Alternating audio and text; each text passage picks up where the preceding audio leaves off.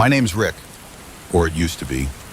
When I woke up one morning, the guy in the mirror wasn't me. I'm not talking about a bad hair day or a weird dream. I mean the face staring back at me was someone else's. A total stranger. I stumbled into the bathroom half asleep, switched on the light, and there he was. About 5 years older, short black hair receding at the temples. Mine was full and dusty brown, a scar on the chin like he'd taken a bottle to the face once. Thick eyebrows, brown tired eyes. They were supposed to be green. I touched my own cheek. The mirror guy did the same. I blinked. He blinked. I pulled open the medicine cabinet, hoping to find something, anything that would explain this. Pills, booze, drugs. Nothing but toothpaste and an old bottle of Tylenol. The panic started hitting, so I yanked a hoodie over my head, pulling the drawstrings tight until my face was basically a shadow, and tiptoed downstairs. Kelsey, my girlfriend, was still asleep in bed. For a second, I thought about waking her, telling her everything. But how the hell do you even start that conversation? A lot of guys have woken up looking like hungover from a bender, shiner from a bar fight. But no boyfriend has ever had to explain wearing another man's face.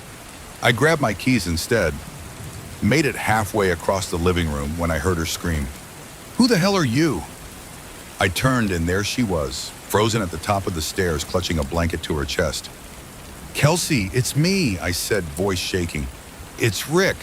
Wrong move." She bolted toward the bedroom, shouting about calling the cops. She looked at me like I was some kind of monster. I'll never forget that look. I didn't stick around to see if she made the call, just jumped into my paranormal and floored it out of the driveway, charging down the road without thinking out past the gas stations and boarded up strip malls. I pulled into the parking lot of a diner, a 24-hour greasy spoon with flickering neon signs. I needed a place to sit and think. The bell above the door jingled as I walked in. A few heads turned but quickly went back to their coffees and scrambled eggs. I slid into a booth in the back, pressed against the window. A waitress approached, chewing gum lazily. "What'll it be, hun? Just coffee," I muttered. She walked off. I buried my face in my hands. I needed a plan and I needed answers. Should I check myself into a hospital? Go to the police? Hell, maybe just find a motel and lay low until I figured it out. "Hey, there you are." I looked up. A man was standing at the edge of my booth, grinning ear to ear. He was big, beefy, with tattoos running up both arms. His eyes gleamed with something between recognition and excitement. "We've been looking all over for you, man," he said. "You're supposed to be at home." I blinked. "I think you have the wrong person," I said carefully. He laughed. "Come on, Alex. You forget your own name now, Alex."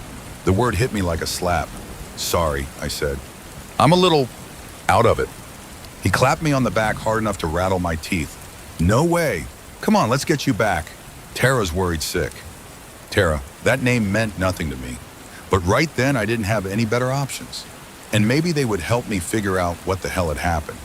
He drove an old Ford pickup reeking of cigarettes. "Been a rough couple of days, huh?" he said, pulling out of the lot. "Tara said you stopped taking your meds, started talking crazy again." I stared at him. "What do you mean?" I ventured. He shot me a side eye. "You know, about being somebody else, not remembering who you are. All that." My skin crawled. I turned to look out the window. The town blurred past. Shuttered stores, peeling billboards, cracked sidewalks. It all felt unfamiliar, like I was dropped in the middle of a movie I hadn't seen from the start. We pulled into a suburban street lined with sagging houses and unkempt lawns. He parked in front of a yellow house with peeling paint and a broken mailbox. "You ready?" he asked. "No," but I nodded anyway. Tara was waiting at the door. She was mid-30s with short blonde hair and dark circles under her eyes. She looked at me with a complicated expression: worry, frustration, love. "Thank God," she said, pulling me into a tight hug. I stood stiffly, not knowing how to react. She pulled back, frowning. "Are you okay? You look different." I tried to smile, but it probably looked more like a grimace. "I'm fine," I lied. "Let's get you inside." The house smelled like stale beer and old laundry. The living room was cluttered with dolls and action figures scattered across the floor. A little girl peeked around the corner, clutching a teddy bear. "Hi, Daddy," she whispered. My heart cracked. I didn't know I didn't know any of them. But she knew me. Abby, I soon found, was her name. My daughter. "Hi," I said as softly as I could, and she ran and hugged my leg. The next few days were a blur. Tara handed me pills every morning, tiny white ones from a bottle labeled haloperidol. The label said Alexander Marshall. I swallowed them without arguing. Better to be numb than to feel like I was in the wrong skin. The meds dulled everything, like living inside a padded room watching the world through dirty glass. But they didn't erase my memories. I still remembered Kelsey, our first apartment above the bookstore, the way she used to wear my old hoodie on cold mornings, her laugh when she got nervous. I remembered being Rick Morrison, and this wasn't my life. Late one night, I woke up thirsty in bed alone, still half drugged from the pills. As I stumbled toward the kitchen, I caught a glimpse of Tara in the living room. She was kneeling in front of the coffee table, whispering to something small and dark sitting in the center. At first, I thought it was a statue, some ugly figurine about the size of a football, carved like a man with wings folded over his face, mouthless knees drawn tight to his chest. Tara rocked back and forth, whispering words I couldn't catch. I blinked hard, trying to focus. When she saw me, she snapped upright, blocking it from view with her body. "You should be sleeping," she said sharply. I mumbled something and stumbled back upstairs. I told myself it was just grief, stress, medication. I told myself I was unreliable, delusional, insane, and had to lean on the people around me to know what was going on. Then it happened. I was on the couch when the news came on. Breaking car crash off Route 7. I barely looked up until I heard the name. Richard Morrison, 32, found dead at the scene. My chest locked up. They showed my face on TV, my real face, found dead in a ditch outside of town. They said I must have lost control, drunk maybe. No foul play suspected. Something snapped loose inside me.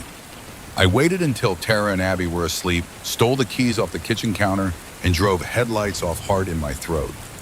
I had to find Kelsey, had to make her understand. I went back to my house, waiting out back in the rain. Kelsey arrived heading inside. I didn't want to break in and scare her again, so I waited until she came out with a cigarette. She stood under the awning, shaking from either the cold or from holding it together too long, fumbling with a lighter. "Kelsey," I said, stepping out from the shadows. She jumped, dropping the cigarette. Her eyes went wide, fear of recognition, confusion all smashed together. "You again," she said, voice trembling. "Why are you here?" "I know how this sounds," I said quickly. "But you have to believe me. I'm Rick." She shook her head, backing toward the door. No, you're sick.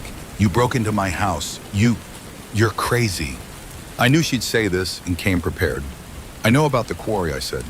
"When you were 16, you broke your wrist sneaking in, trying to impress that idiot Jason. You lied and said you slipped on the stairs." She froze. I pressed on. "I know about the birthmark on your hip you hate. I know you hate mint toothpaste and pretended you didn't because I love it. I even told you not to smoke, but know you still do when you're stressed. Found that pack of cigarettes 3 months ago, breast pocket of your pea coat with a rip in the lining.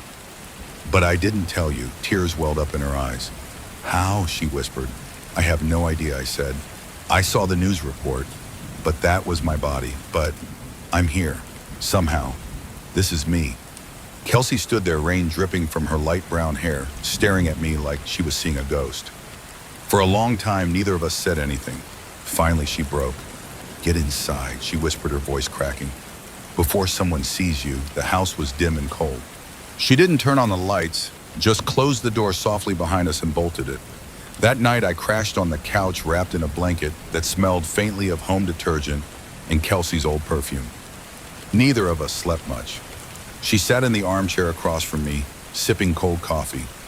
Every few minutes, she'd look at me, studying my face, my gestures, the way I scratched my head or shifted my weight, looking for pieces of the man she lost, looking for proof. I didn't blame her, Stunna. Sometimes I caught myself doing it too, trying to find myself in this stranger's skin. Over the next few days, we started digging. She pulled out old photo albums. I pointed out things only Rick would know, places we'd gone stupid, inside jokes scribbled on the back of Polaroids. We went through my old texts and emails, looked for anything about Alex Marshall. Nothing. No overlaps, no connections. One night we drove out to the crash site headlights, cutting through the misty dark. Route 7 was deserted. The road wound between two rocky slopes, guardrails twisted like broken arms. We found the spot easily, a fresh patch of scorched earth, scattered glass glittering in the weeds. The official story said I veered off, hit the ravine, snapped my neck on impact. But standing there looking down at the wreckage site, it didn't feel like an accident. Kelsey shivered beside me, pulling her jacket tighter. She had told me that since that morning she first saw me as Alex the Rick, that returned home hadn't been acting like himself. He claimed he was out on a morning jog when I intruded, but he was cold distant, going through the motions. Then a memory clicked into place, sharp, clear. On the way home, I told Kelsey about the figurine, the mouthless thing Tara had been whispering to, the way she tried to hide it when she realized I was watching. Kelsey went still, her hand tightening around her coffee thermos. "Describe it again," she said. I did. She searched on her laptop using my description to find something. A pagan story older than any religion about a figure called the Mournkin. He fit the description of the figurine to a T, a being that could swap one life for another. But the price was steep. The stolen soul would rot away memory by memory until nothing remained. Only the vessel, the body, would survive. Before we could scare each other any further, we decided to call it. Kelsey had made up the guest bedroom for me after the first night, but she didn't want to sleep alone. I told her I could take the floor and she could have the bed, as she shook her head and pulled me in, kissing me. She came away saying it was the strangest thing. She knew I was physically different, but she could feel me in the kiss. It couldn't have been anyone else. We slept together that night and I felt like I was home again, even if we had a long way to go. I was overwhelmed with the comforting sensation that we would figure it out together. The next morning, we were awoken by 3 loud knocks on the front door. Kelsey sat bolt upright, heart hammering like mine. A voice called out from the porch, "Alex, you need to come home." It was Tara's brother Wesley, the big guy who found me in the diner. And he wasn't alone. Through the blinds, I caught a glimpse of a patrol car. The police. Kelsey grabbed my hand, pulling me toward the back of the house. Out the window, she hissed. We scrambled into the kitchen, wrenching open the tiny window above the sink. I barely fit through, landing hard in the wet grass behind the house. Kelsey tumbled after me. We sprinted into the woods, shoes slipping in the mud. Behind us, I heard the front door crash open, cops bursting inside, then Tara's voice cutting through the morning air. "It's too late," she screamed. I didn't look back. We ran for what felt like hours. Through the trees, down abandoned side roads, across parking lots slicked with rain. Found an old junkyard, busted open a rusted Ford that still had keys tucked behind the visor. We drove with the windows down, soaking wet, breathless. And when we thought we were clear, we pulled into a gas station outside of town. The lot was empty except for one truck, Wesley's truck. By the time we spotted it, he was already standing there behind my bumper, blocking us into our space. Waiting, Kelsey cursed under her breath, restarting the ignition like she was going to run him over. But in the rear view, Wesley held up one hand. Not threatening or angry, just tired. I opened my door before she could stop me. Maybe I just needed answers. Or maybe I was sick of running. Wesley didn't move, just looked at me, really looked, and said, "I'm not here to drag you back." "Then why are you here?" I asked. "To let you know." "Know what?" I asked. He lit a cigarette with shaking fingers, glanced toward the dark highway. "You were never supposed to survive it." "What is it exactly?" I asked. "I don't know." He exhaled a cloud of smoke. "All I know is it trades one life for another. First time Tara did it, it was to a bully of hers in high school. Caused so much chaos, I never thought she'd use it again." "Then why did she?" I asked. "Because you..." He paused. Alex wasn't well. He kept talking about leaving Tara, didn't want to be with her anymore. And he was threatening to take Abby. He paused, then said, "Guess she figured she had a better shot at someone else in his body than no Alex altogether." "Why did you choose me?" I asked. He smiled and shook his head. "It chose you. We had nothing to do with it." In a weird way, this made sense. I was a perfect stranger. But I still didn't understand why he was here. What's the point of finding me, telling me all this? I could see regret in his eyes. Because it wasn't supposed to go down like this. You were supposed to forget right away. He shook his head. But she didn't count on you fighting it, on her still loving you, even as someone else. He looked toward Kelsey, sitting in the car, watching us, terrified. You being around her, remembering who you are, that's what's screwing it all up, he said. It needs you broken. Alone, that's how it finishes the job. But you wouldn't lay down. You kept fighting. Am I safe now? I asked earnestly. He thought about it. You bought time, I don't know how much, but use it while you can. He dropped the cigarette, grinding it under his boot. That's it, I said. He nodded. I'm sorry. Then he got back into his truck and drove away, his taillights shrinking into the dark. We fled again, not putting stock in anything he said, knowing it was better to keep running than to let our guard down now. New state, new town, new motel, night after night. I was just glad to have Kelsey with me, and she felt the same. We didn't care where we were as long as we were together, and it felt like maybe we had beaten it until little things started slipping. First, it was small stuff she had told me, things I should have remembered, where we parked the car, what room we were staying in. I brushed these off. Everyone forgets sometimes. Then whole conversations were gone like smoke. I couldn't remember what we talked about or ate it at dinner. Kelsey was concerned but kept me calm, hoping for the best despite the growing evidence to the contrary. Finally, one night we stopped at a nameless motel on the edge of town. It was cold, freezing. Kelsey said she was going back inside to grab her scarf. I sat on the curb smoking, watching the stars blink and shimmer in the dark. The kind of dark that illuminated them all, but made everything else impossible to discern. And just then, I swear, some of the stars seemed to brighten, forming the shape of something, a new constellation I'd never noticed before. A mouthless figure curled in on itself, wings folded across its face, knees drawn tight to its chest. The door creaked open behind me. Footsteps on gravel. I turned. There was a woman standing there. Mid-30s, light brown hair, warm but tired eyes, a scarf dangling from her hand. I stared at her as she approached, heart pounding for reasons I didn't understand. "Rick?" she said, voice trembling, giving me a look of concern. I stared at her for a long moment. Then I shook my head. "Sorry, ma'am," I said gently. "I think you have me mistaken for someone else." Her eyes pleaded with me, but I didn't know what for. Tears welled up and spilled down her cheeks. I shifted awkwardly, feeling bad. "Are you okay?" I asked. She shook her head.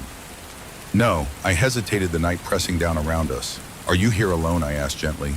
For a long moment, she just stared at me, searching for something in my face, something that wasn't there anymore. Then she nodded. That's my story. If you like it, please like and subscribe to follow more stories. Thanks for watching this video. If you like this video, drop a comment below. And please like, share and subscribe my channel.